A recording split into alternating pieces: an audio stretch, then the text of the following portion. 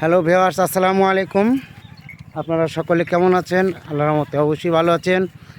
আমিও আপনাদের তো অনেক ভালো আছি। আমি আজকে বিকালবেলাতে চলে এসেছি আমাদের ধানের মাঠে। এখানে মাঠ ধান দেখার জন্য।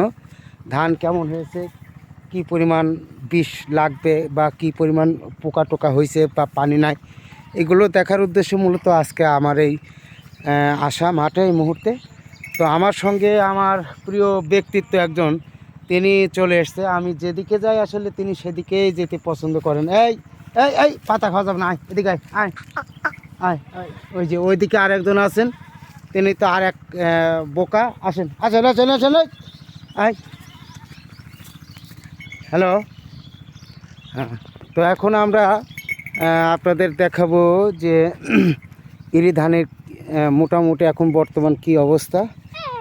ইরি ধান আসলে খুবই সুন্দর চমৎকার একটা ভাবে আমাদের এই মাঠের প্রতিটা ধান, প্রত্যেকটা চাষির ধান কিন্তু খুবই সুন্দর, উজ্জ্বল এবং মানান হয়েছে। এই ধান কিন্তু দেখার জন্য আমার এই যে রক স্টার, এই আয়, খুবই সুন্দর ধান আপনারা দেখতে পাচ্ছেন। সব মিলিয়ে যেমন গোছ করেছে ধানে, তেমন পাতা হয়েছে। এবং আমরা স্প্রে করছিলাম, কীটনাশক স্প্রে করছিলাম। স্প্রে করার ফলে কিন্তু আমাদের ধান মোটামুটি ভালো একটা সুন্দর রূপ ধারণ করেছেন। এদিকে যে ধানটা দেখছেন এটাও আমাদেরই ধান, আমরা করেছি। চলে চলে চলে চলে চলে এমন এক ছাগল যার নাম দেওয়া হয়েছে রক স্টার।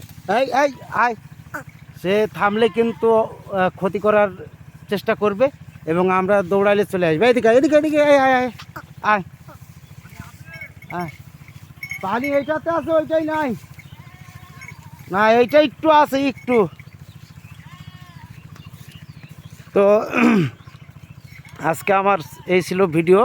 আমাদের পরবর্তী ভিডিও দেখার অপেক্ষা রইলেন। সে পর্যন্ত আপনারা যেখানে থাকুন ভালো থাকুন, সুস্থ থাকুন, নিরাপদে থাকুন। আল্লাহ হাফেজ।